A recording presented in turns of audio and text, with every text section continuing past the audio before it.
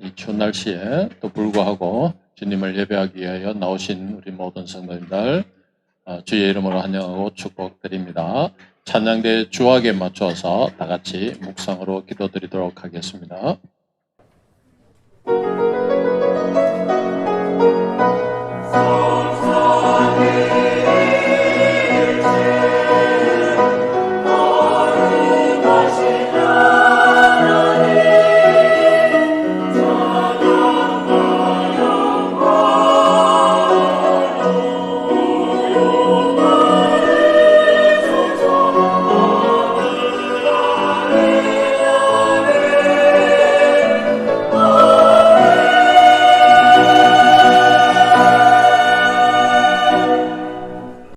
하나님 아버지 은혜를 감사드립니다. 오늘도 복되고 귀한 날을 저희들에게 허락하여 주시고 주님만을 예배하기 위하여 이렇게 온 성도들을 불러주셔서 찬양과 경배로 주님께 영광 돌리게 됨을 감사드립니다. 주님 저희들의 나옴을 용납하여 주시고 우리 온 성도들이 주님 앞에 나와 기도하는 그 모든 기도와 찬양을 주님 함량하여 주시옵소서. 날씨가 갑자기 추워졌습니다. 우리 일론 성도님들 주님 전으로 나오는데 부족함이 없도록 주님께서 늘 지켜주시고 건강을 옷 입혀 주시옵소서. 오늘도 꼭 이곳에 첫 발걸음을 한 성도가 있다면 주님께서 함께하여 주시고 그 심령에 주의 말씀이 믿음으로 와닿으며 주님과 함께 동행할 수 있는 귀한 삶 되게 인도하여 주시옵소서. 예수님 이름으로 기도드렸습니다. 아멘. 다 같이 찬송 드리겠습니다. 찬송가 104장 곧 오소서 임마누엘.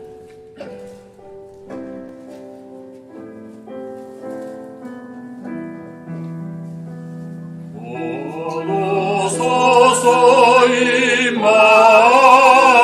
임마누엘 오고 하소서 이스라엘 그 포로 생활고 날파 메시아 기다립니다. 기뻐하라 이스라엘 오로시리오 임마누엘 오로소서 지혜의 주 온 마음을 지서주시고 참 진리의 길 보이사 갈 길을 인도하소서. 기뻐하라 이스라엘 오로소이리오 임마누엘 오로소서 소망의 주 만백성 한마음 이루어 시기와 분쟁 없애고 참 평화 채워주소서. 기뻐하라 이스라엘 오도시리오 임마누엘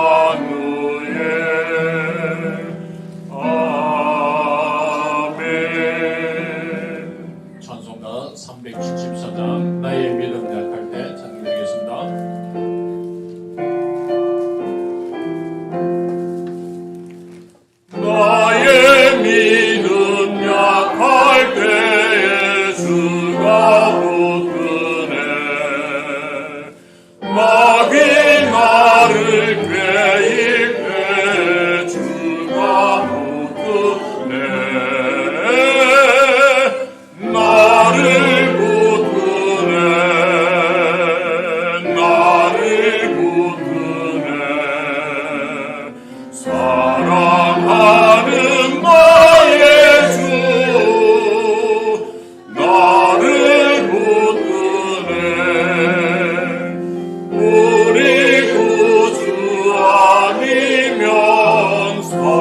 행복하네. 나의 사랑 식을 때 주가 붙드네. 나를 붙드네. 나를 붙드네. 사랑하는 나의 주 나를 붙드네. 나를 귀히 모시고 항상 붙드네. 구원 얻은 사람을 항상 붙드네. 나를 붙드네. 나를 붙드네. 사랑하는 나의 주 나를 붙드네. 나의 영혼 약할 때에 주가 붙드네. 피를 흘려 샀으니 주가 붙드네. 나를 붙드네. 나를 붙드네. 사랑하는 나의 주 나를 붙드네. 다 같이 자리에 일어나셔서 예수 우리 왕이여 찬양 올려드리겠습니다.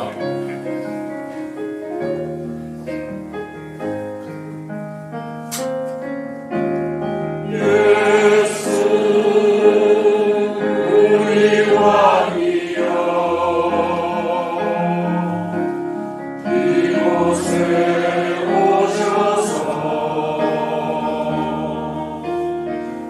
우리가 함께 드리는 영광을 받아 주소서. 우리는 주님의 죄서 주님은 우리 왕이라. 왕이신 예수님 오셔서 좌정하사 다스리소서. 예수 우리 주시여 이곳에 오셔서 우리가 주께 드리는 찬양을 받아 주소서. 우리는 주님의 정을 주님은 우리 주시라. 주 대신 예수님 오셔서 이 찬양을 받아주소서.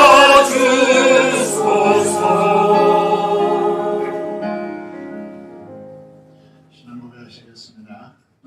전능하신 아버지 하나님 천지의 창조주를 믿습니다. 나는 그의 유일하신 아들 우리 주 예수 그리스도를 믿습니다. 그는 성령으로 잉태되어 동정녀 마리아에게서 나시고 본디오 빌라도에게 고난을 받아 십자가에 못 박혀 죽으시고 장사된 지 사흘 만에 죽은 자 가운데서 다시 살아나셨으며 하늘에 오르시어 전능하신 아버지 하나님 우편에 앉아 계시다. 거기로부터 살아있는 자와 죽은 자를 심판하러 오십니다. 나는 성령을 믿으며 거룩한 공교회와 성도의 교제, 죄를 용서받는 것과 몸의 부활과 영생을 믿습니다. 아멘. 앉으시겠습니다.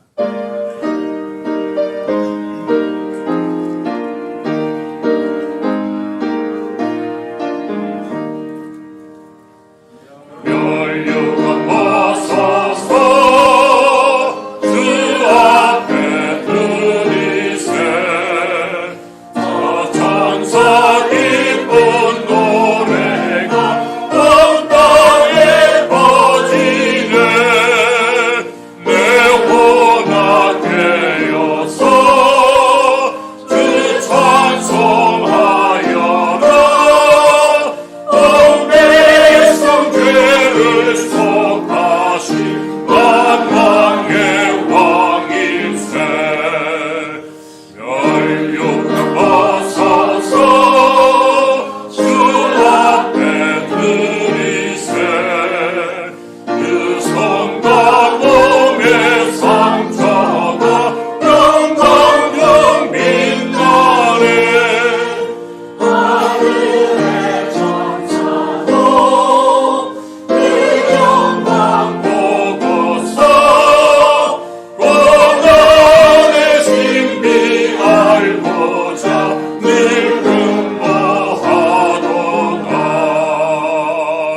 면류관 벗어서 주 앞에 들이세.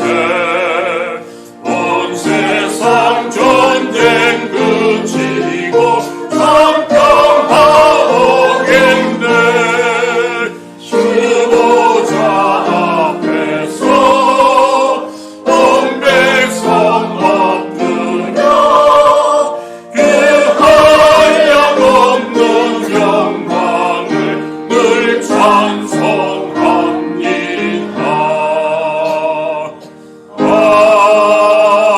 아멘. 만물을 창조하시고 주인 되시는 하나님 아버지, 지난 한 주간 또 주님 은혜 속에 보내게 해 주시고 주님 존전 앞에 나와 예배드리게 해 주심을 감사드립니다. 영과 진리로 드리는 예배, 주님 기뻐 받으시는 예배가 되게 하여 주시옵소서. 예수님 십자가의 그 사랑으로 자유를 얻게 하여 주시고 또 새로운 소망을 가지고 이 땅을 살아가게 해 주심을 감사드립니다.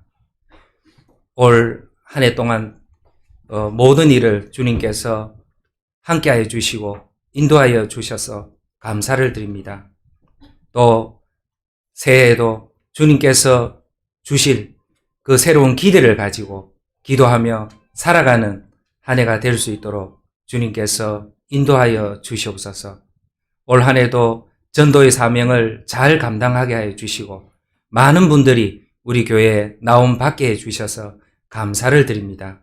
내년에도 많은 분들이 우리 교회에 나옴 받게 하여 주셔서 복음으로 인하여 부흥되는 교회가 되게 하여 주시옵소서. 교회 학교가 성장하기를 원합니다. 우리 아이들이 주의를 소홀히 여기지 않도록 도와주시고 믿음으로 든든히 세워지는 우리 자녀들이 되게 하여 주시옵소서. 청년들을 귀하게 여겨 주시고 또 우리 청년들이 세상에 매여 살지 않도록 주님께서 도와주시고 믿음으로 인해 기도하며 살아가는 우리 청년들이 다 되게 하여 주시옵소서.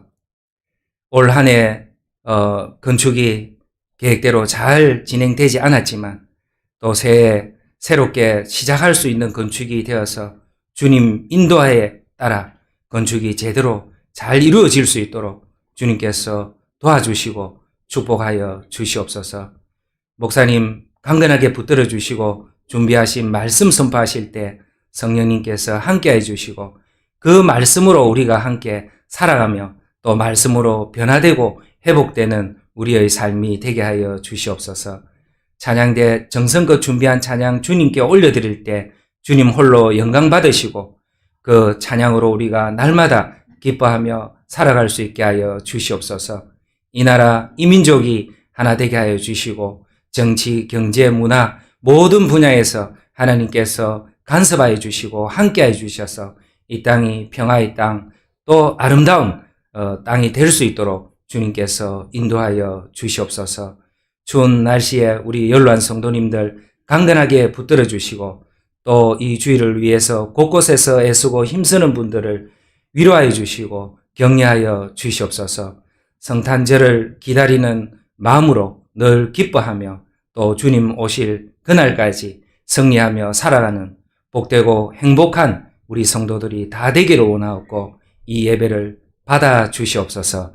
감사드리며 예수님 이름으로 기도드리옵나이다. 아멘.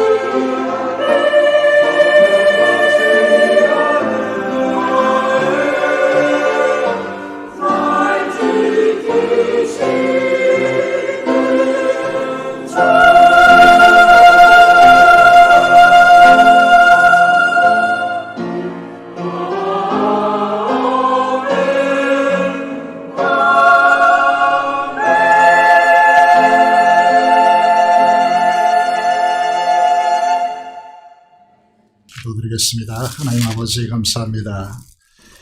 우리 이 자리에 추운 날씨지만 불러주셔서 하나님을 예배하게 하심을 감사합니다. 이 시간 나온 모든 주의 자녀들이 하나님의 복을 받는 귀한 은혜의 시간이 되도록 하나님께서 역사하여 주시옵소서. 우리의 찬양을 하나님께서 함량하여 주시고 하나님을 믿고 의지하겠다라고 하는 우리의 기도를 하나님께 드렸사오니 합량하여 주시옵소서. 교회를 위하여 간절히 기도한 기도 제목마다 기름 부어 역사하여 주시고 응답하여 주시기를 간절히 손을 드립니다. 이 시간 하나님의 존전 앞에 나와서 하나님 앞에 소원하고 기도하는 모든 기도들이 하나님 앞에 연락되어 응답될 수 있도록 축복하여 주시기를 간절히 손을 드리며 우리의 모든 수고와 섬김이 하나님을 기쁘시게 하고 우리 모두를 즐겁게 하는 귀한 섬김으로 하나님께서 채워주옵소서. 감사를 드리며 우리 주 예수 그리스도의 이름으로 기도드리옵나이다. 아멘. 하나님의 말씀 보도록 하겠습니다. 욥기 42장 1절에서 9절의 말씀 보도록 하겠습니다. 구약성경 804페이지 3페이지 있습니다. 욥기 42장 1절부터 9절의 말씀 보도록 하겠습니다.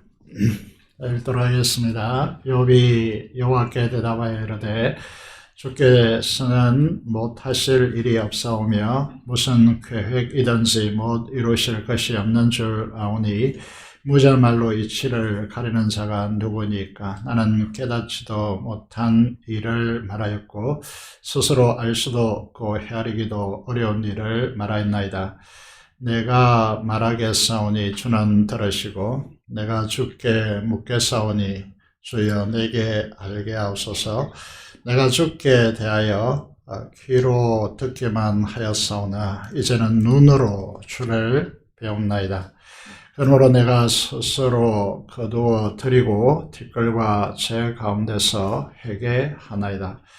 여호와께서 욥에게 이 말씀을 하신 후에 여호와께서 대만 사람 엘리바스에게 이르시되 내가 너와 네 두 친구에게 노하나니 이는 너희가 나를 가리켜 말한 것이 내 종 욥의 말같이 옳지 못함이니라.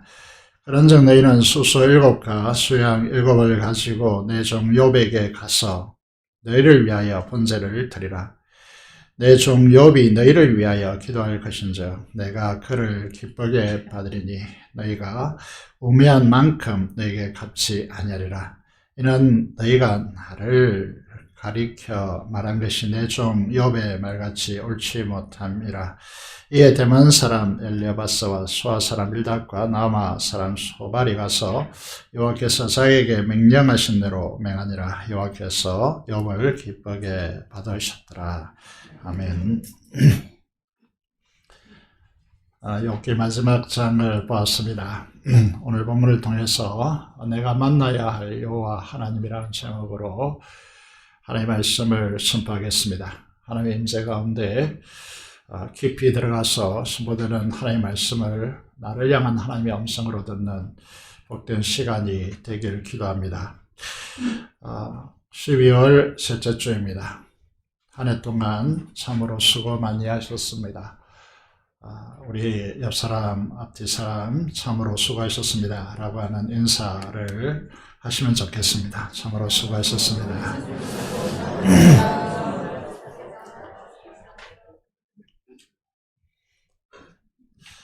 지금까지 욥기를 우리가 이제 새벽마다 혹은 주일마다 우리가 상고해 왔습니다.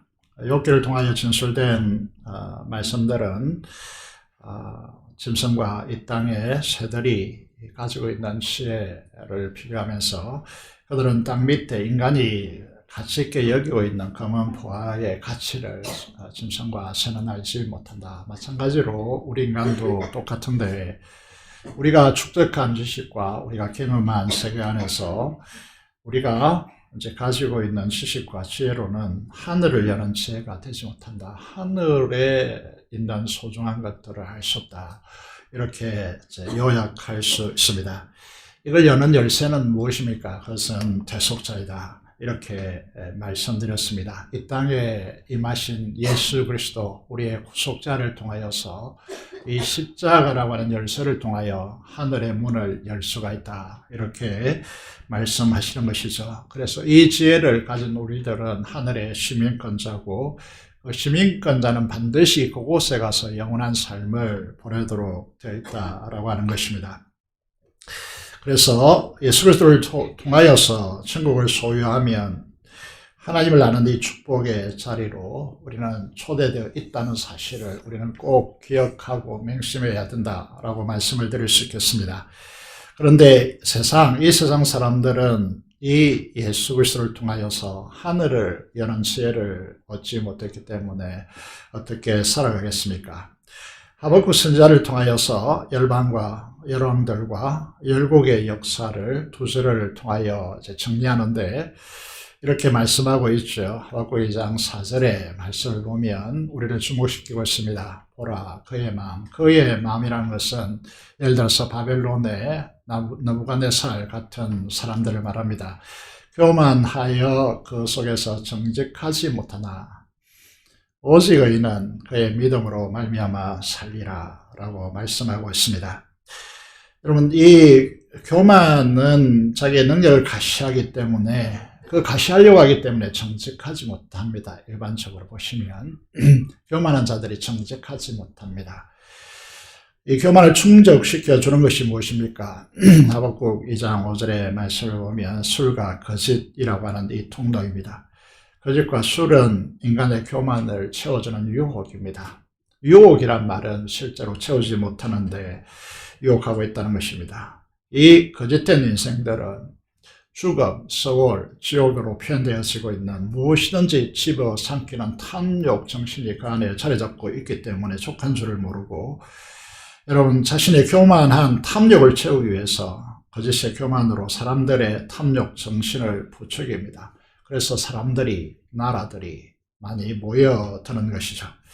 그래서 인간의 역사는 어떻게 흐르는 것입니까? 성경은 대체로 이 한 절로 요약할 수가 있습니다. 하박국서 2장 13절의 말씀을 보시면 우리는 역사를 압니다. 지금도 거란 전쟁이라고 해서 오랜만에 역사 드라마가 이제 방영되고 있는데 그 역사 드라마를 우리가 이제 보면서 어떤 정서를 가져옵니까? 왜 그렇게 다른 문제로 침공하려고 할까? 민족과 열방들의 성망성세를 보면서요, 이 말씀대로 이루어지고 있는 역사임을 대번에 알 수가 있습니다. 민족들이 침공하고 죽이고 빼앗고 헐고 부수고 세우지만 결국 그들도 불탈 것으로 멸망하는 것이죠. 그런 우리가 기억하지도 잘못합니다. 지금 현대 세상 속에서는. 그래서 불탈 것으로 수고하고 헛된 일로 분주하여서 나라들이 피곤한 길로 가고 있다라고 하는 것이죠. 그래서 우리가 이 역사 가운데서 살고 있기 때문에 하늘 백성으로서 우리는 가야 할 길을 잃으면 안 됩니다. 이 세상 가운데 묻혀서 살면 안 되는 이유가 이걸 거룩이라고 하죠. 구별되어 살아야 할 이유를 우리가 여기에서 발견할 수가 있습니다. 우리는 구속자, 대속자, 주 예수 그리스도를 통하여서 하나님을 바라보고 영원한 나라의 비밀을 여는 지혜를 터득했습니다. 그리고 영혼에 잇대어 사는 이 비책을 우리는 잘 알고 있습니다. 그렇기 때문에 우리에게 사도 바울을 통하여 이렇게 말씀하고 있죠. 에베소서 5장 15절에 보면 그런즉 요약합니다. 그런즉 어떻게 말지를 자세히 주의하여 보라. 너희가 이전에는 내가 지혜롭지, 또 세상과 비교해서 좀 지혜로운 사람이야, 이 정도를 생각했는데 이제 지혜라고 하는 것이 전혀 다른 각도에서 이제 읽혀지기 시작할 것입니다. 이게 욥이 주는 놀라운 축복의 혜택이다, 이렇게 말씀드릴 수 있는데, 지혜 없는 자같이, 다시 말해서 하늘을 구가하는 이 지혜를 우리가 가졌는데 그 지혜 없는 자같이 하지 말고 오직 지혜 있는 자같이 하여 어떻게 하라는 것이죠. 16절의 말씀을 잘 아시죠. 지혜를 아끼라. 여기에 번호가 적혀져 있고 헬라 원어는 이 뜻이다. 이제 친절하게 여러분 성경책 대부분 밑에 이제 해석을 해 놓았습니다. 기회를 사라. 세월을 아끼라. 세월을 이제 아끼란 말이 무슨 말일까? 이 흘러가는 세상 속에서 이제 이 영원한 것으로 바꿀 수 있는 그런 지혜로운 사람으로서 기회를 사라, 시간을 사라, 이렇게 이야기하고 있습니다. 왜냐하면 때가 악하니라, 이렇게 말씀하고 있습니다. 그래서 우리는 이 세상에 흘러가는 대로 사는 사람들이 아니고 하늘에 잇대어 있는 지혜를 가지고 우리가 이 땅에 허무하게 사라지는 이 땅의 것들을 영원한 것으로 바꾸는 지혜를 가져야 된다. 이게 이제 우리에게 주어지는 지혜로움이다. 그렇게 말하고 있고 여기서 결론을 이렇게 가져가고 있죠. 그러므로 어리석은 자가 되지 말고 이 지혜라는 것이 무엇이냐 하면 주의 뜻입니다. 주님께서 이 우주를 통치하고 계시고 영원하신 주님께서 영원한 나라를 이제 우리에게 드러내시고 그 나라의 가장 중요한 것은 주의 뜻이다라고 하는 것이죠. 그래서 마음을 다하여서 주의 뜻을 알고 그 뜻에 순종하는 것, 이게 참 지혜로움이다라고 그렇게 말씀을 드릴 수 있는 것이죠. 이전에 우리가 욥기를 들여다보기 전에는 내가 저 사람보다 좀 더 뛰어나지, 지혜로움이지, 지혜롭지 이렇게 생각했지만 차원이 전혀 다름을 우리가 알게 되었습니다. 내가 이전에는 내가 알고 경험한 것을 전부로 살고 하나님 위해서 산다는 것이 마치 욥의 친구들이 하는 방식과 똑같았다. 이제 어제도 한 장로님께서 고백하셨는데 우리가 욥의 새 친구와 똑같은 삶을 그동안 살아왔지 않았느냐. 여러분, 이 지혜가 너무나 이제 중요한데, 잠언서에서 이 세상에 가장 뛰어나다라고 하는 지혜의 가장 위에 선에 서 있었던 솔로몬이 이렇게 말하죠. 지혜가 제일이니 지혜를 얻으라. 네가 얻은 모든 것을 가지고 이 명철을 얻을지니라. 이렇게 말씀하고 있습니다. 이 지혜는 아시다시피 이제 히브리어로 호크마인데 이 호크마는 뭘 말하는 것이죠? 주님을, 예수 그리스도를 말하고 있습니다. 그를 높이라. 그렇게 되면 어떻게 됩니까? 그가 너를 영화롭게 하리라. 그렇게 약속하고 있고, 여러분 9절에 보시면요, 그가 아름다운 간을 네 머리에 주겠고 영화로운 면류관을 네게 주리라 라고 말씀하고 있습니다. 다시 말해서 세상을 추구하여 세상을 살고 돈을 많이 벌고 성공하고 이 지혜를 얻는 것보다 하늘의 이 지혜를 터득하면 영원한 그리고 아름답고 영원한 면류관을 우리에게 씌워주겠다라고 그렇게 약속하고 있는 것이죠. 이 지혜를 가지고 이제 우리가 읽은 본문 42장 7절을 보겠습니다. 우리가 그동안 19장 25절, 26절이 너무나 중요하다 그랬는데, 이제 결론적으로 중요한 말씀이 이제, 우리가 읽은 욥기 42장 7절의 결론이라고 말씀드릴 수 있겠습니다. 여기 보시면, 욥의 친구들은 욥의 끔찍한 재난과 심각한 질병은 욥이 지은 죄로 인한 대가로 하나님께서 저주하시고 징벌하셨다라고 말해왔습니다. 그러니 회개하라고 질책했죠. 회개하면 이제 하나님께서 이전보다 심히 더 창대케 하리라고 하는 이 권면은 인간이 만들어낸 최고의 명언 중의 하나로 우리는 인용하고 있습니다. 그래서 어디를 가든지 신방을 가든지 뭐 기업체를 하는 사람이든지 뭐 액자로 이렇게 걸려 있습니다. 지금은 미약하지만 내 나중은 심히 창대리라고 그렇게 말해주는 것이죠. 이거는 하나님의 말씀이 아니고 인간이 만들어낸 최고의 명언 중에 하나입니다. 그런데 하나님은 욥의 세 친구 중 대표인 엘리바스에게 뭐라고 합니까? 내가 하나님께서 너 엘리바스와 너 친구 소발과 빌닷에게 분노한다 말씀하십니다. 욥의 세 친구 이야기를 들으면서 이전에 이걸 우리가 액자까지 걸면서요, 구구절절히 맞는 말이다. 정말 명언 같은 말씀이다. 하나님 말씀이 요약되어서 구약 모든 성경을 총체화해서 이렇게 기록했다라고 그렇게 여길 만큼 욥의 세 친구들은 정말 구구절절히 옳은 말들을 했습니다. 그런데 하나님께서 이들을 향하여서 소발에게, 엘리바스에게, 너희 두 친구에게 분노한다, 노한다. 이렇게 하나님께서 말씀하시는 부분에 대해서 이 친구들은 어떻게 했을까요? 극히 당황했을 것입니다. 자, 우리가 천국에 가서 주님을 만나서 우리에 대한 평가를 할 때에요, 우리가 주님 앞에, 심판대 앞에 서게 될 때인데 그 평가가 우리가 가지고 있는 지금의 생각과 굉장히 많이 다를 수 있다는 데 대해서 우리는 유념하셔야 한다라고 말씀드릴 수 있습니다. 욥의 세 친구들이 욥의 결론을 보면서, 욥의 결과를 보면서요, 너는 죄인이야 이렇게 몰아붙였습니다. 왜냐하면 재난당하고 질병, 고통, 자녀들이 잃는 이 상황을 보면서, 이 결과물을 보면서요, 그를 아예 그런 죄인으로 그만한 그 하나님의 저주를 그렇게 받을 정도의 너는 죄인된 삶을 살아왔다 이렇게 평가를 했지 않습니까? 이 정서 속에는 말이죠, 당연히 자신들이 욥보다 적어도 어렵고 하나님 앞에 훨씬 나은 신앙의 소유자로 여겼는데 하나님의 평가가 전혀 다른 것이죠. 욥이 욥보다 더 옳지 못하다라고 말씀하신 것이죠. 그것에 끝나지 않았습니다. 그런 그들을 향하여서 하나님께서 분노하셨는데, 이제 여러분 성경의 8절의 말씀을 보시면요, 잘 알고 있는 말씀입니다. 수송아지 7과 수양 7을 취하여 번제를 드리라. 이 번제라는 것은 어떤 의미를 가지고 있습니까? 예를 들어서 소로를 번제를 드린다 생각할 때 절차가 무엇입니까? 그 소 위에 자기의 손을 얹고 나를 대신하여, 그 제가 이 소에게 이양되어서 나를 대신하여 죽는다는 의미입니다. 이게 번제거든요. 이건 무슨 의미입니까? 번제를 드리라는 말은 너희들은 이건 죽을 죄다 이런 의미죠. 그 치료라고 하는 이 개념은 우리가 생각하는 치료의 개념과 전혀 다르고요. 이는 완전수입니다. 그러니까 이제 절대적인 수로 여기는 이제 숫자이죠.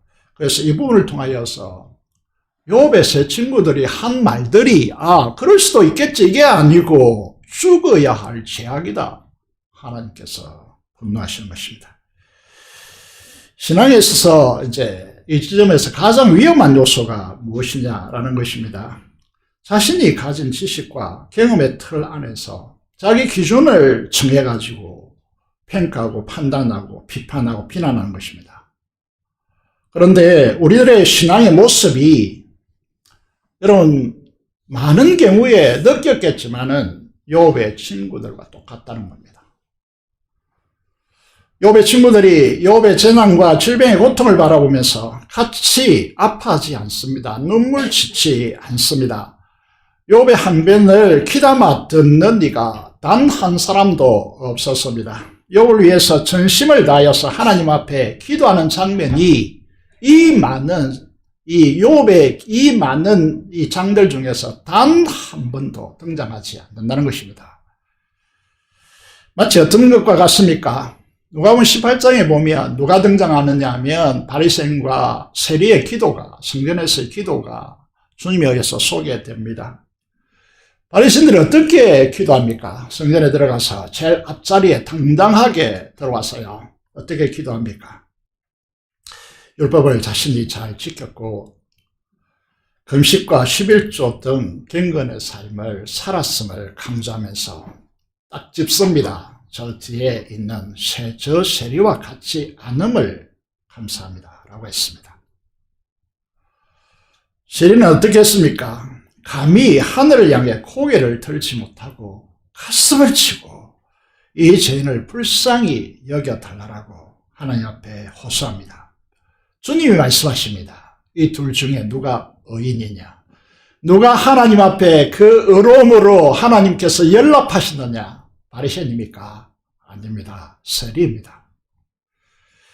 우리가 생각하는 친일파, 나라를 팔아먹는 이완용과 같은 그런 존재들이 이 이스라엘 백성에 인지되어지는 세리들에 대한 견해입니다. 이게 마음이라는 거죠.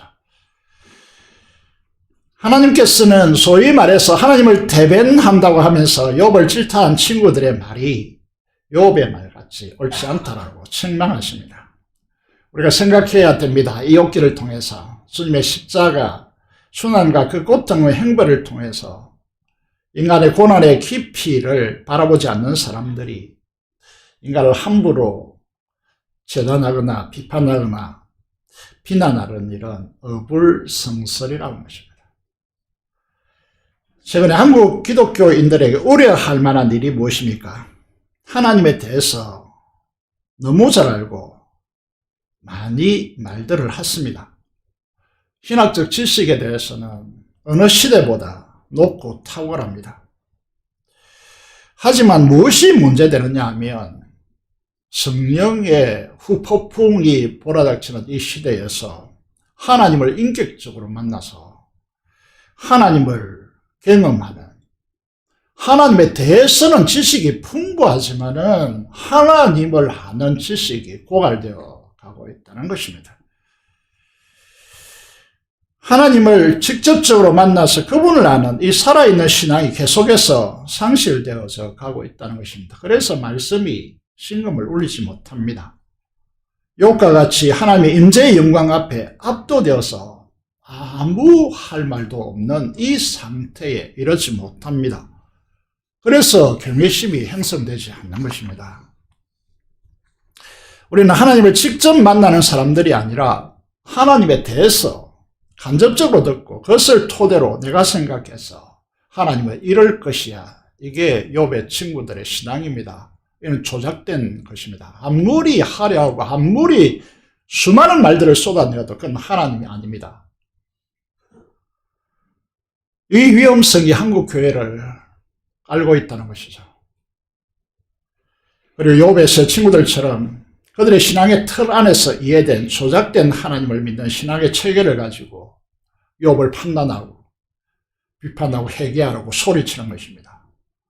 이걸 하나님이 번제를 드려야 할 만큼 분노하는 교만이라고 하는 것입니다.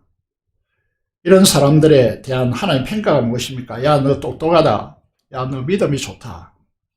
이렇게 말합니까? 아닙니다. 분노입니다. 용서를 구해야 할, 번제를 드려야 할 만큼 심각한 죄악이라는 것이죠. 따라서 우리 식으로 해석하면 주님의 십자가 사랑과 긍휼 없이 평가하고 판단하고 비판하고 비난하는 우리 이런 말들에서 깊이 돌아봐야 할 때입니다. 다시는 이런 길을 우리 성도들이 걸어가면 안 됩니다. 욥으로 돌아와서 욥을 살펴보기를 합니다. 욥은 10명의 자녀들과 모든 재산을 잃는 깊고 큰 아픔과 슬픔 속에서, 그리고 질병의 그 엄청난 고통이 너무나 심해서 고통의 신음소리를 아무리 안 들려고 입을 틀어 막아도 새어나오는 신음소리가 계속해서 터져나오는 상황 속에 있었습니다. 그 상황 속에서 친구들이 자신을 위로하기보다 심각한 죄로 몰아붙였습니다. 하나님께서 그런 불쌍하고 억울한 욥을 폭풍우 속에서 여호와 하나님으로 만나주십니다. 욥은 전격적으로 하나님을 만납니다. 만나서 하나님께서 무엇을 말씀하십니까? 욥은 하나님을 전격적으로 만나는데 만나서 무슨 말씀을 듣고 있습니까? 하나님이 창조자이시고 세상을 주관하는 분이심을 천명하십니다. 다시 말해서 무슨 말을 하고 있는 것이죠? 욥의 항의에 대해서, 이 항변에 대해서 하나님께서는 그에 대한 답변을 단 한마디도 하지 않았다. 대신에 우리로 말하면 우리의 계획이 맞지 않고 우리의 가슴에 와닿지 않는 창조와 섭리와 주권적 통치에 대해서만 사장에 걸쳐 126절에 장황하게 이렇게 하나님께서 단독해서 혼자 이렇게 오래 진술한 성경의 기록이 없습니다.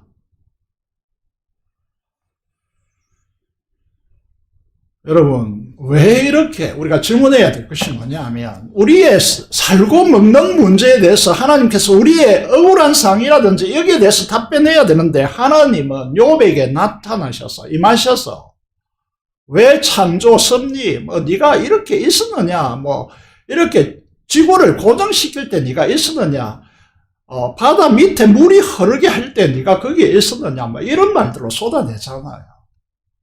왜 이렇게 하시느냐는 거죠. 우리의 신앙을 자칫하면 길을 잃을 수 있는데, 우리가 만약에 이 두꺼운 성경책을 내 지식과 내가 경험한 지혜를 통해 탐구하려고 하면요, 예를 들어서 잠언 8장 30절 말씀드릴 수 있는데, 호크마가 하나님 곁에서 창조자가 되었다 이렇게 말합니다. 날마다 그의 하나님이 기뻐하시는 바가 되었으며 항상 하나님 앞에서 즐거워하였다 라고 되었습니다. 여러분, 이건 이제 우리가 만약에 이게 성령 하나님의 가르치심이 없다면요, 우리는 일생 동안 죽어도 이 말씀 하나 깨닫지 못할 겁니다. 내일부터 이제 신학원에서 목회자들 불러서 창조와 섭리에 대해서 가르치며, 근데 처음에 목사님들이 이렇게 생각할 수 있습니다. 신학대학원을 졸업하고 수많은 설교를 했고 성경에 대한 전문가들인 목사님들과 목회자들 다시 불러서 창조에 대해서 배운다고. 누구를 어린아이로 하나 반발할 수 있잖아요. 처음에 그래서 참석했던 목회자들이 그렇게 많지 않았습니다. 지금은 이제 많이 참석하겠다고 하시는데, 올해의 신학자, 이게 한국 교회에서 가장 이제 올해의 신학자 상을 받았던 분을 이제 교수님을 초빙하여서 이제 이 강의를 듣는데, 그분이 창조와 섭리에 대해서 강의하겠다 이렇게 해서, 이 말은 거꾸로 딱 뒤집어 보면요, 한국 교회가 얼마나 심각한가 보입니다. 여러분, 인간이 자기 이해 틀을 가지고 창조신학을 믿지만 그걸 다 수용하지 못하겠다는 겁니다. 그래서 진화론을 받아들여야 된다, 이렇게 지금 학계 신학계에서 이야기하고 있습니다. 이걸 유신진화론이라고 말합니다. 그 결과는 참담합니다, 여러분. 이게 이 문제가 결론적으로 동성애로 치닫고 있고요, 우리나라의 극도로 이기적인 사람들로 크리스찬들을 편집시키고 있다는 것입니다. 우리의 진한 고백이 뭡니까? 왜 우리가 예배 때마다 사도신경을 고백하게 만듭니까? 첫 구절을 이제 보시면 정확하게 해석하면 이렇습니다. 이게 헬라어인데, 이제 우리는 전능하신 창조주 하나님을 우리들의 아버지로 믿습니다. 이게 첫 번째 이제 고백입니다. 가장 중요한 고백이고, 이 말은 무슨 말이냐면, 여러분 창조 신앙을 여러분 믿지 않는다, 이거는 구원도 받을 수 없고 모든 신앙의 존재가 그 토대가 사르르 무너지는 것입니다. 여기서부터 신앙은 출발하는 것이죠. 우리는 전능하신 하나님을 엘로힘 혹은 이제 엘사다임 이렇게 히브리어로 부르는데, 근데 이제 하나님께서 이게 창조와 주권과 섭리를 줄기차게 말씀하셨단 말이에요. 그런데 여러분, 이 시작점을 보시면요, 여기에 정말 우리가 특이한 점이 있습니다. 그게 뭔가 하면, 욥기를 우리가 공부해 왔는데 욥기 1장 2장에 여호와 하나님의 이름이 등장합니다. 그런데 3장부터 37장까지 여호와라고 이름이 사라집니다. 다시 말해서 욥과 욥의 세 친구들의 말들 속에서 여호와라고 하는 이름이 한 번도 등장하지 않는다는 겁니다. 욥기 12장에 딱 한 번 욥에 의해서 여호와라고 하는 단어가 한 번밖에 등장하지 않습니다. 신기하죠? 왜 그랬을까요?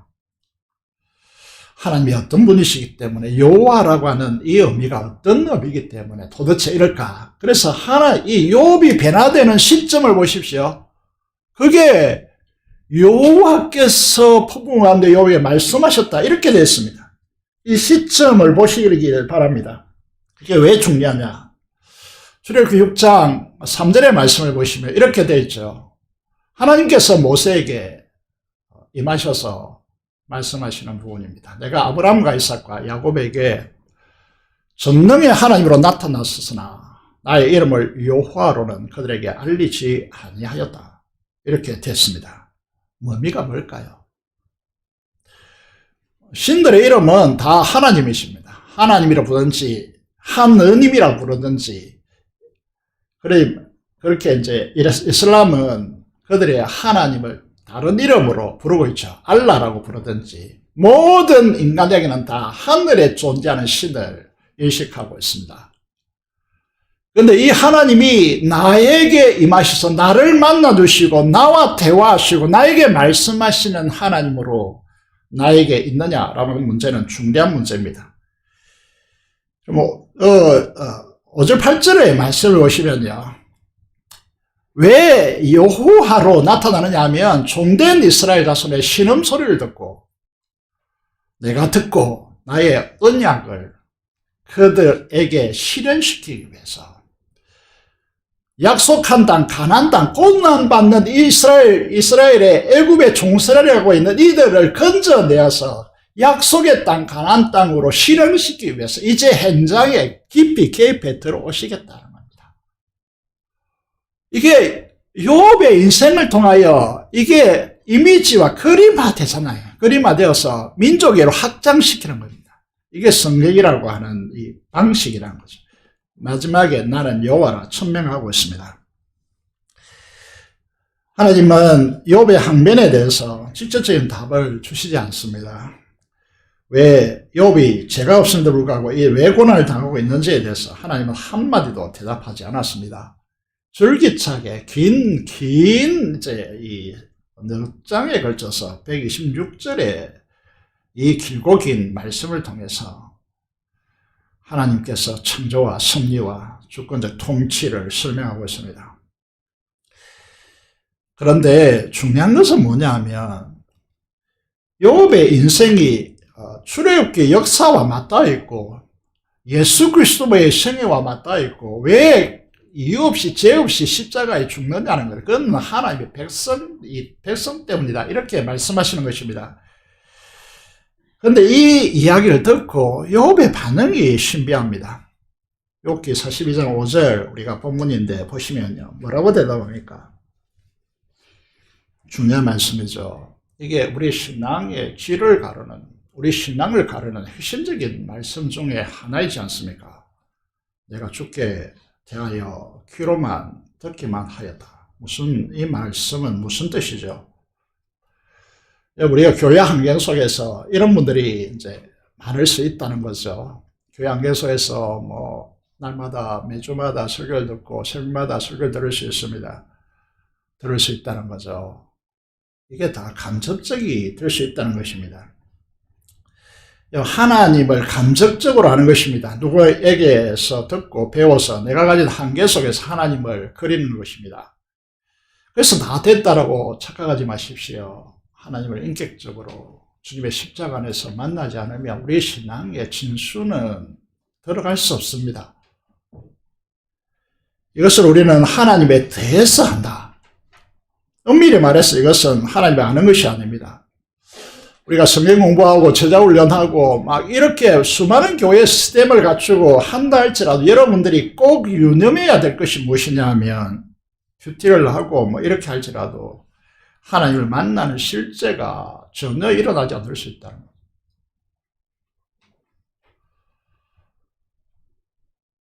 그래서 평생을 신앙생활을 해도 겉돌고 있는, 아무리 직분자가 되고 아무리 목사가 되어도요, 하나님을 모르는 인간들이 수두룩하다는 거죠.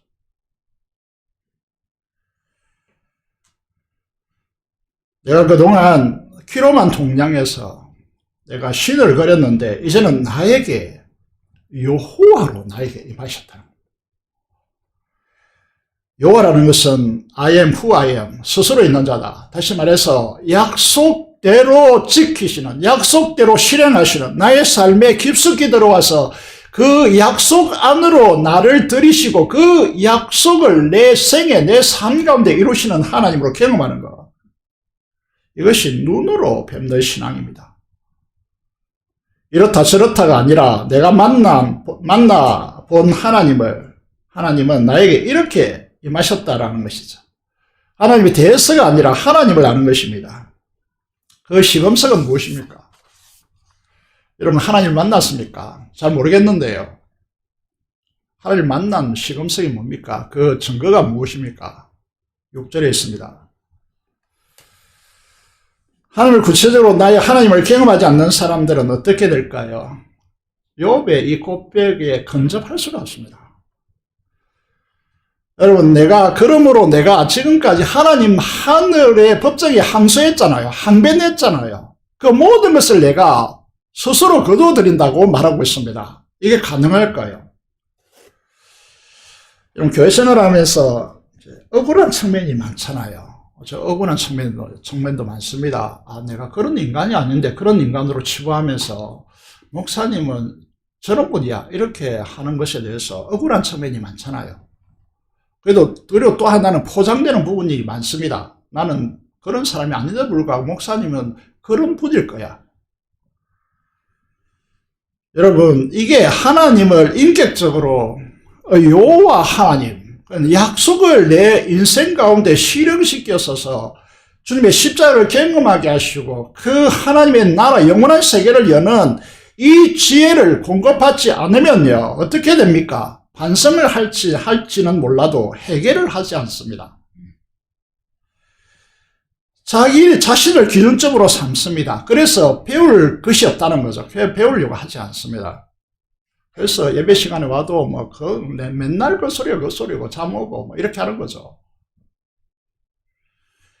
그리고 자기 주장 의지의 고집을 결코 부수지 않습니다. 그래서 우리는 하늘에 솟는 미랄 이렇게 이야기하지만 그 하늘의 열매를 맺지 못하면서도 말은 이제 그럴듯하게 하죠. 주님의 생명, 포도나무에 가지된 자로서 포도 열매를 맺는 것이 아니고 그 열매를 하나도 없은 채 말만 무성한 그런 한국교회의 모습이 얼룩지는 것이죠. 욥이 얼마나 억울합니까? 죄가 없는데, 아무 잘못도 없는데 이런 끔찍한 재앙과 질병 속에서 친구들이 그렇게 말하지 무시 때리고 하나님께만 내가 항변하겠다 그랬는데 하나님께서 그 항변을 받아들여서 그 억울함을 호소해 주는 것이 아닙니다. 이런 예화가 나오더라고요. 두 아들이 있었는데 아버지가 너무 찢어지게 가난해서 형은 이게 대학 갈 돈이 없어가지고 육사에 갔다는 거죠. 그래서 자기는 동생인데 아버지한테 가서 물었다는 거죠. 아버지, 나 어떻게 대학 보내줄 건데? 대답이 뭐겠습니까?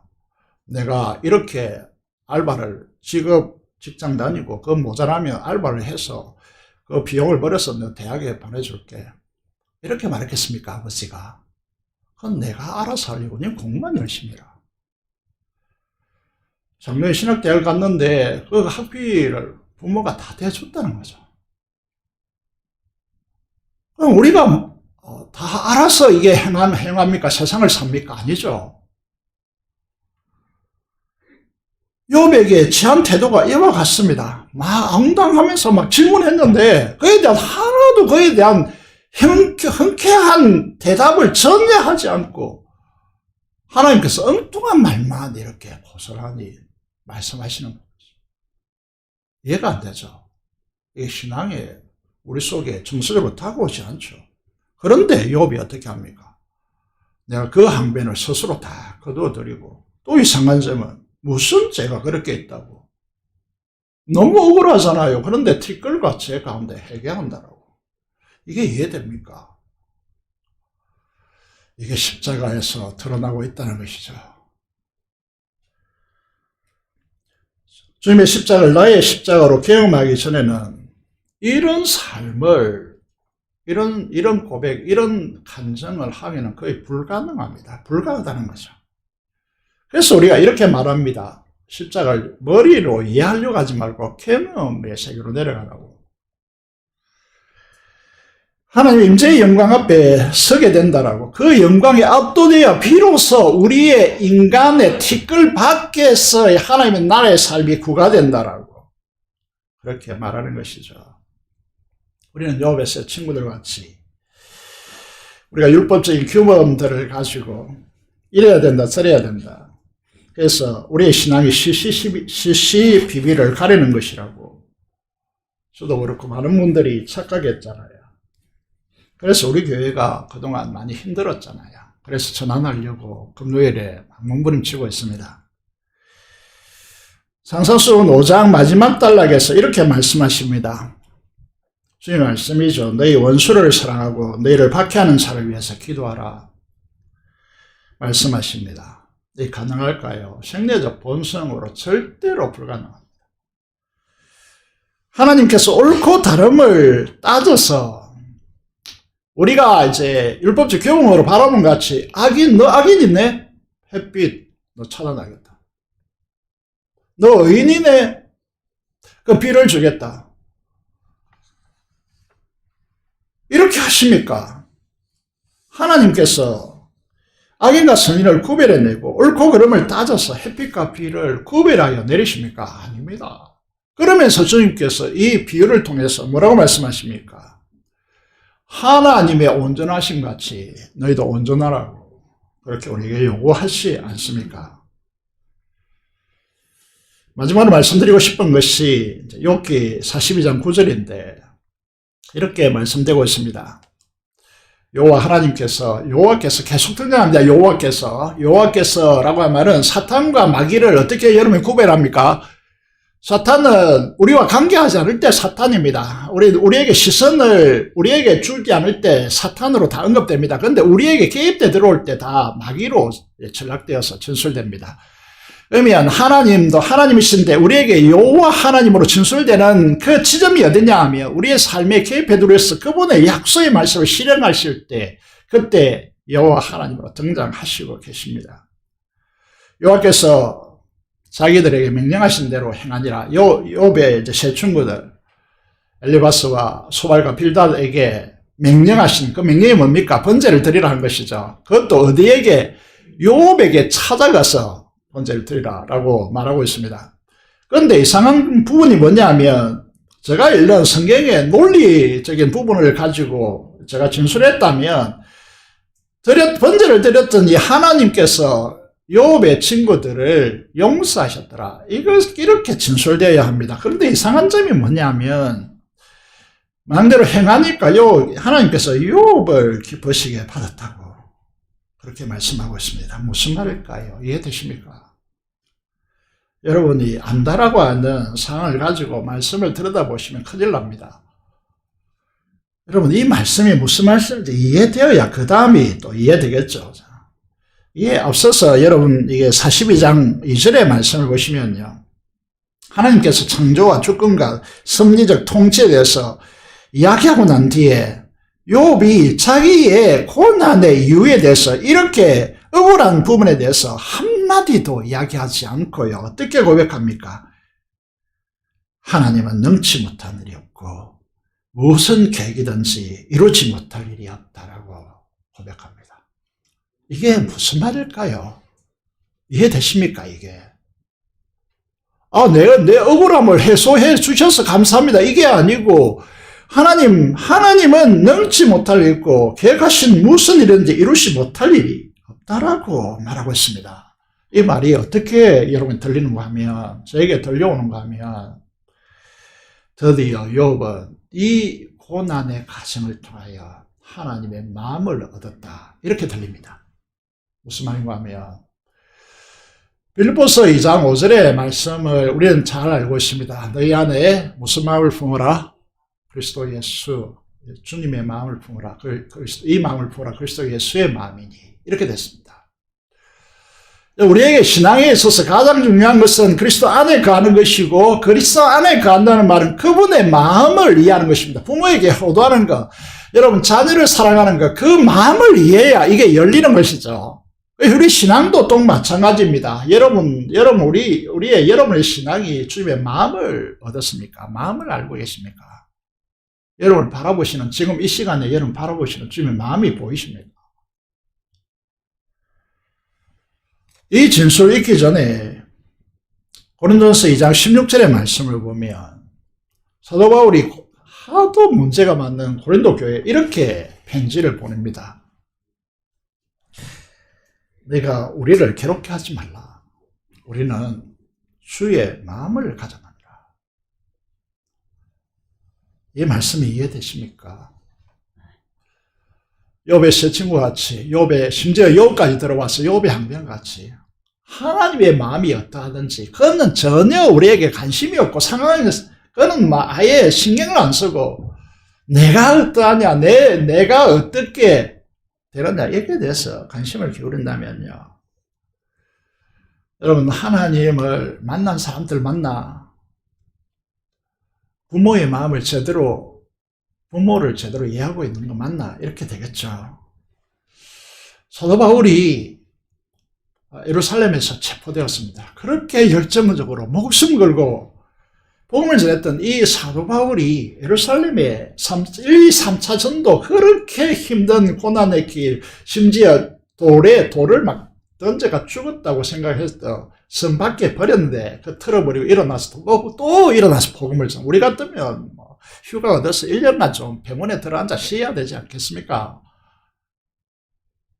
그런데 예루살렘에 또 갑니다. 예루살렘에 가는 길에 에베소 밀라노에서 만나니까 에베소 장로들이 나 어제 와가지고 뭐라고 하냐면 가면 결박되어서 이렇게 감옥에 갇히고 생사가 보장되지 못한다 이렇게 말해줍니다. 그런데 불구하고 꺾습니까? 안 꺾습니다. 여러분 빌리도 총독이 바뀌면서요 재판을 질질 끌었는데도 불구하고 어떻게 합니까? 로마 시민권자는 함부로 할 수 없고 노임을 받을 수 있는 기회를 가졌음에도 불구하고 로마 황제의 법정에 상소합니다. 이 미친 인간이죠. 왜 그렇게 합니까? 주님의 마음 때문입니다.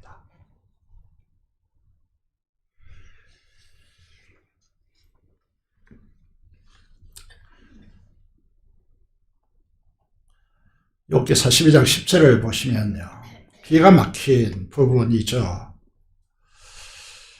욥이 이제 우리가 아는 대로 갑절의 축복을 받았다 이렇게 됐는데 그러면 우리의 상식대로 하면 이제 하나님께서 축복하시고 갑절로 재산을 불어나게 하셨구나 모든 소유보다 갑절을 주셨구나 이렇게 생각할 텐데 10절의 말씀을 보면 그 시점이 언제냐는 것입니다. 이 말은 우리로 말하면요 우리가 하나님 앞에 축복을 받는 시점이 언제냐 것입니다. 욥이 무엇을 할 때입니까?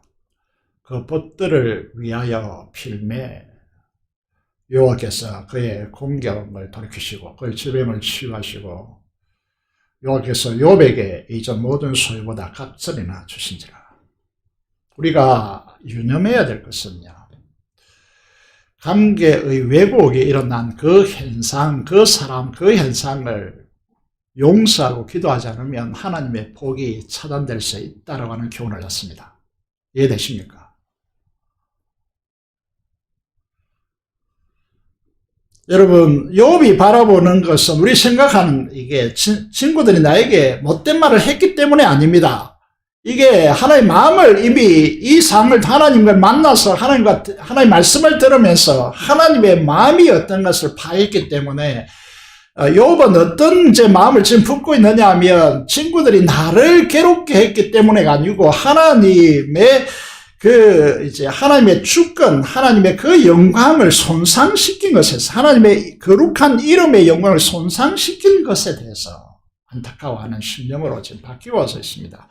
그래서 이 부분에 대해서 손상시킨 이 친구들, 벗들을 위해서 요 앞에서 번제를 드리고요. 그리고 그들을 위해서 기도하며 길매 하나님께서 욥을 치유하셨고 욥을 갑절의 축복을 주셨다라고 하는 것이죠.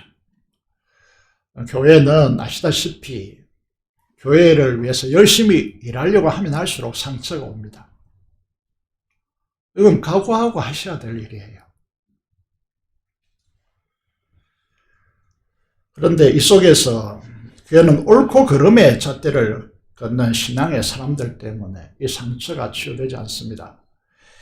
교회는 이것들 때문에 들어야 하고 보아야 할 말씀과 만나야 할 하나님의 임재의 영광이 가려지고 왜곡되는 굴곡 현상이 일어납니다.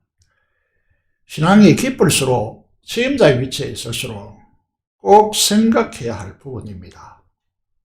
사랑하는 재건부사님 여러분, 죄를 위해 죽으신 주님의 십자가의 주님을 제대로 알고 있습니까? 주님의 그 마음을 제대로 품고 계십니까? 악인과 선인에게 햇빛을 주시고 어려운 자와 불의한 자에게 비를 내려주시는 하나님의 주권과 섭리를 아십니까? 우리가 할 일은 옳고 그름의 시시비비를 가리는 것이 아닙니다. 그건 세상에 할 일이지 교회가 할 일은 아닙니다. 십자가상에서 주님께서 강도를 정죄하셨습니까? 낙원을 그에게 보장해 주셨습니다. 이전에 욥기를 들여다보기 전에는 우리의 진짜 실력은 욥의 새 친구들 같이 하는 것이 신앙이라고 착각했습니다. 저도 그렇게 많이 착각했습니다. 여러분들도 마찬가지로 그런 분들이 많을 것입니다. 이 욥기의 결말을 보면서 자기 기준이라는 틀을 온전히 내려놓고 주님의 통치적 창조와 통치적 그 섭리의 신앙으로 올라가야 합니다. 올라타야 한다는 거죠. 이해가 되십니까? 이런 말은 보통 목사님들이 하는 이야기가 아닙니다. 이 진술을 좀 잘 알아들어야 되는데, 하나님의 마음을 품고 사람들을 좀 내려다 보자 이 말이죠.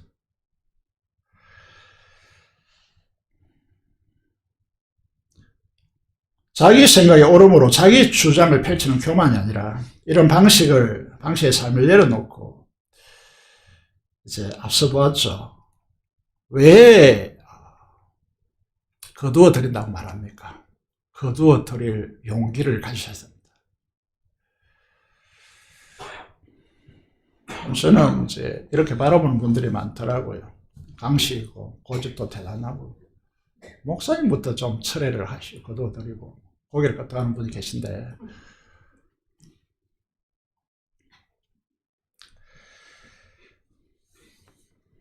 저 비웃는 분은 있는 거 아니죠? 그죠? 예, 우리가 욥기의 결론을 보면서 옳고 그름이 우리의 실력이 아닙니다. 우리를 통하여 어떤 사람들이 세워지느냐 라고 하는 것이 우리의 실력입니다. 무적 봉사가 우리의 실력이 아닙니다. 헌신의 기쁨이 우리의 실력입니다.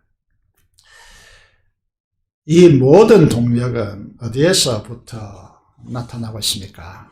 십자가를 우리에게 은혜로 주신 약속을 이루시고 그 약속을 통해 우리의 삶에 구체적으로 찾아주시고 우리를 만나주시고 우리에게 말씀하시는 하나님을 인격적으로 만날 때 그것이 가능합니다. 그래서 유모와 같이 어린아이를 품에 안는 유모와 같이 그 아이를, 자녀를 기뻐하고 위로하고 격려하고 칭찬하는 교회 토양으로 바뀌어야 됩니다.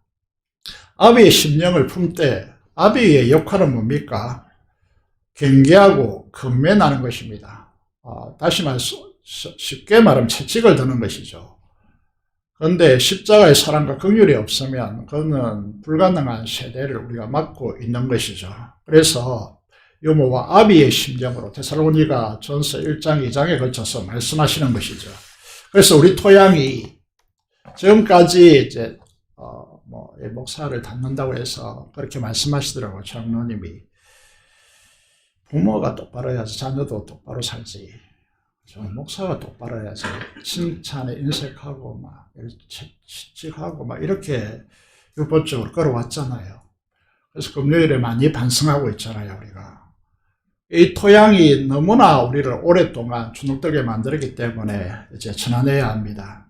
옳고 그름이 아니고 칭찬하고 격려하고 주님의 십자가의 사랑으로 품어주고 사랑의 토양으로 격려되어지는 그런 토양을 만들어야 됩니다. 이곳에 들어오는 모든 신령들이 격려받고 칭찬받고 이제 하나님을 만나고자 하는 그런 열망들이 채워져서 우리 교회가 새로운 전환점이 되어지길 바랍니다.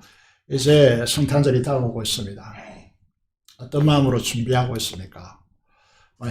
축가 행사를 한다. 이것보다 더 중요한 소중한 가치는 무엇이냐 하면 바로 그 주님, 십자가의 주님, 그 주님을 제대로 우리 마음 중심에 손님처럼 밖에 세우지 말고 라오디게아 교회처럼 밖에 세워두지 말고요. 우리 마음의 중심에 모셔들어서 주로 모셔들어서 주님으로 사는, 주님과 연합돼서 주님으로 사는 새로운 전환점이 이번 2023년 성탄절이 되어지고 그 이후에 우리 교회와 우리 성도들의 삶이 전적으로 변화되어지는 전혀 새로운 길을 한번 걸어가 보는, 지금까지 경험하지 못한 그런 우리의 교회다라고 자랑스럽게 여기저기에 가서 우리 교회를 한번 와보라고 할 수 있는, 우리 교회 와도 정말 그들을 정말 유모와 같이 아비와 같이 그렇게 양육하고 그들을 그렇게 변화시킬 수 있는 교회라고 자랑스러워하는 그런 교회로 우리가 한번 나아가 보기를,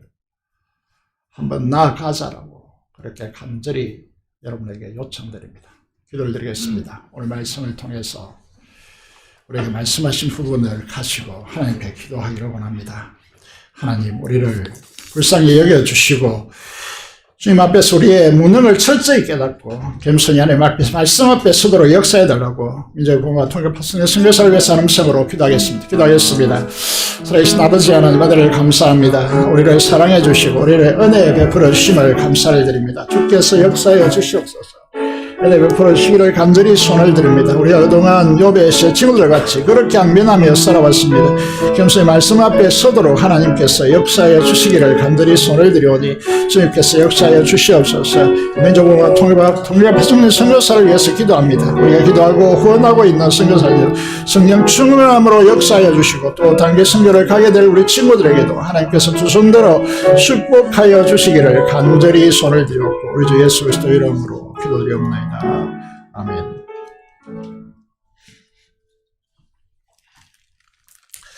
찬송가 200장 찬송 드리면서 준비한 대로 헌금하도록 하겠습니다.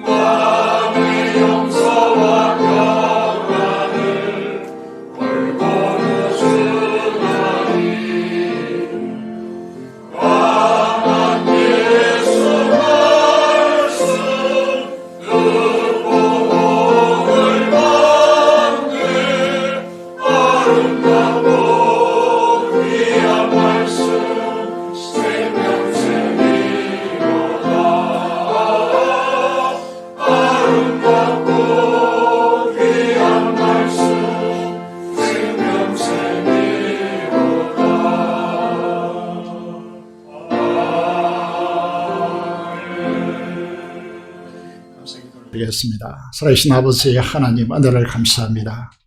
우리가 얼마나 우매하면서도 교만한 인간들인지, 우리가 얼마나 자기를 자랑하고 거기에 자기 기준을 가지고 살려고 하는 사람들인지 욥기를 통하여 우리에게 가르쳐 주셔서 감사를 드립니다. 우리가 인간의 사는 지혜가 필요하겠지만은 우리에게는 전혀 다른 차원의 호크마이신 주님께서 이 땅에 구속사로 오셔서 우리에게 하늘을 열어주시고 그 하늘의 지혜를 가지고 이 세상의 것들을 영원으로 바꾸는 지혜를 주셔서 우리가 그 삶을 살아가게 하심을 감사합니다. 그 기회를 주셔서 너무나도 감사를 드립니다. 하나님 아버지, 우리 이 은혜를 주셔서오니 우리가 우리 철저히 무능을 깨닫고 겸손히 말씀 앞에 서도록 도와주시며 우리를 하여금 정말 우리가 그동안 주장했던 모든 것들을 다 거두어드리고 죄와 아버지 하나님 정말 회개하는 그런 삶이 되게 하여 주시기를 간절히 손을 드립니다. 하나님, 우리를 통해 주님과 연합하여 주님께서 이루시고자 하는 통로로서 우리가 살아갈 수 있도록 도와주시옵소서. 그래서 우리의 교회의 토양 안에서 물고기와 사람같이 생명들이 아버지 하나님이여 그 창가를 부르며 생명력의 힘으로 우리가 기뻐하며 함께 헌신하며 하나님 나라를 도모하는 하나님의 통치를 아버지 하나님 확장하는 데 우리들이 사용될 수 있도록 도와주옵소서. 주령과 11조 목장금을 따라 하나님 앞에 아버지 하나님이여 결단단 대로 하나님께 헌신하게 하심을 감사하며 또 이 드리는 헌금을 하나님께서 음량하여 주시고 이 충성된 종들의 하나님께 드림이 하나님께 향기가 되어서 연락되게 하시며 하나님께서 약속하신 대로 하나님께 축복하여 주시고 감사로 제사드리는 주의 자녀들을 축복하여 주시고 그 기도에 연락하시고 하나님께서 이루어 주시기를 간절히 손을 드립니다. 치유가 일어나게 하시고 아버지 하나님 강건하게 하시며 하나님의 무한한 자원의 공급하심으로 결핍된 이 세상 가운데 하나님의 영광을 열 수 있는 하나님의 빛나는 하나님의 자녀들이 될 수 있도록 도와주시고 순간순간마다 하나님이 필요한 그 공간에 함께 하시고 앞서행하여 주시옵소서. 감사를 드리며 우리 주 예수 그리스도 이름으로 기도드리옵나이다. 아멘.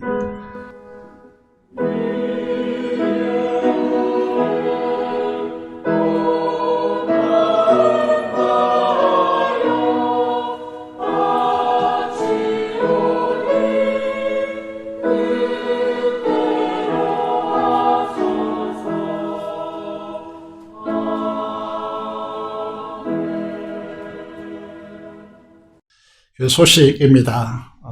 성탄절이 다음 주 월요일 25일입니다. 오전 11시에 우리 이웃을 초청하여서 하나님 앞에 성탄절 감사 예배로 드립니다. 신한지교 성교회 구세부 또 많은 성도들이 수고하고 계신데 우리 이웃들의 정말 소외되고 힘없는 연약한 분들을 초대하여서 예배를 함께 드림으로써 하나님께 영광 돌기를 원합니다. 그리고 성탄 축가 행사는 24일이 주일이죠. 그래서 그날은 오후 찬양 예배를 저녁 예배로 드립니다.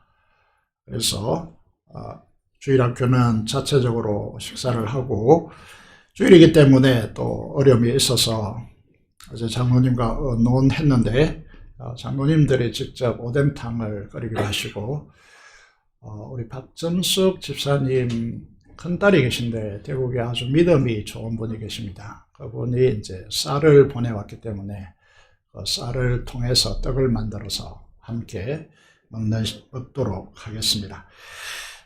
그렇게 기억하시고 주일 저녁에 함께 목장 마을별로 보내시고 함께 축하에 참석해 주시길 바랍니다. 좀 그렇게 된다면 예배를 좀 더 당길 수도 있겠습니다. 주일에 어느 날 다음 주에 말씀드리도록 하겠습니다. 성탄절 새벽 예배 새벽송 신청을 여러분 적도록 뒤에 해놓았는데 우리 교회학교 다음 세대에게 기독교 문화 성탄절의 문화를 심어야 됩니다. 그래서 우리 성도들 가정에서 전도사님이 말하기를 너무 많을 것 같아서 순서대로 좀 잘라야 되겠습니다 이랬는데 적은 분이 제가 볼 때 어제까지 그렇게 많지 않았거든요. 오늘까지 기회입니다.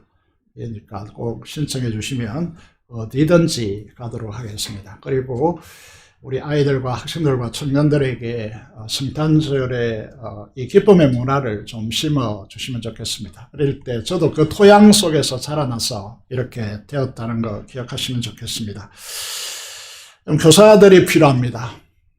여러분 교사 너무 힘든 공간이죠. 그래서 교사로 지원하실 분들은 꼭 속히 지원해 주시면 감사하겠습니다. 그럼 여기도 계속되고 오늘부터 달력을 각 가정별 한 부씩 가져가시길 바랍니다. 그리고 여러분 기관이나 또 다른 출신 교회나 또 여러분이 근무하는 사업처나 이런 데 필요한 분들이 있다면 교육자실에 교육자들에게 요청하시면 얼마든지 드리도록 하겠습니다. 목회 계획을 위해서 목회자, 교육자 수련회 학기가 요즘 늦게 끝나서 가지지 못했는데 이번 주 금요일에 그리고 다음 주 화요일에 걸쳐서 가지도록 하겠습니다. 새로운 전도사님이 이제 오기로 그렇게 결정되어 있습니다. 기억하시고 기도해 주시면 좋겠습니다. 그리고 내일부터 모레까지 저희 교육자들은 천안신학원으로 어제 가서 기공 예배를 드리고 학생들이 많아졌기 때문에 도서관과 또 강의실을 2층으로 증축하고 하게 되었습니다. 기공 예배를 화요일에 드리는데 많은 기도 부탁드리도록 하겠습니다. 이상으로 강고를 드렸습니다. 다 일어나셔서 찬송가 이자 찬송 드리겠습니다.